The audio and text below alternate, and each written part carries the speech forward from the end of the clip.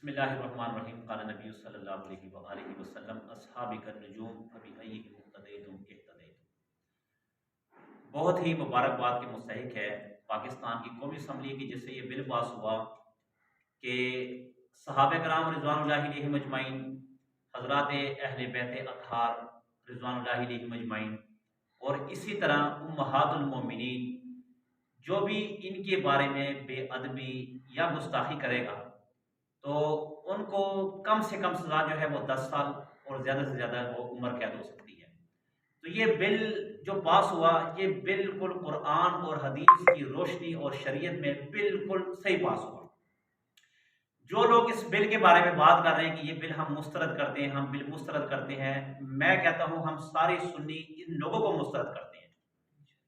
क्योंकि 1974 में जब कादियानियत को काफिर करार दिया गया था इसी असम्बली से, तो उस वक्त वो भी चीखे चलाए थे, वो भी कह रहे थे हम इस बिल को मुस्तरद करते हैं।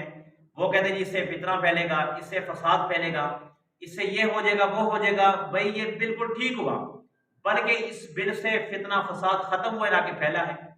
और आज के ये लोग वो भी यही कह रहे हैं कि इस बिल से फितना फैलेगा, इस बिल से ये हो जाएगा, इस बिल से वो हो जाएगा।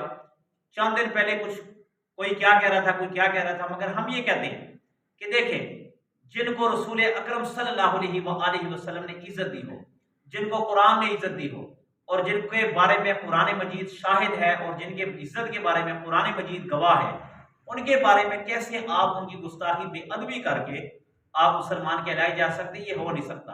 और फिर दूसरी बात यह है कि जो लोग ये कहते हैं कि इस बिल को मुस्तरद किया जाए, इस बिल से मुल्क पाकिस्तान में बदअमनी आएगी, इस बिल से मुल्क में तफरकाबाजी फैलेगी, भाई मेरे याद रखना ये बिल पास होने की देर है। इस चीज से टेस्ट हो गया कि आप ये चाहते हैं, आपका मजहब ये चाहता है कि हम सिद्दीक़ अकबर को गाली दें, आप ये चाहते हैं कि हम फारूक आजम को गाली दें।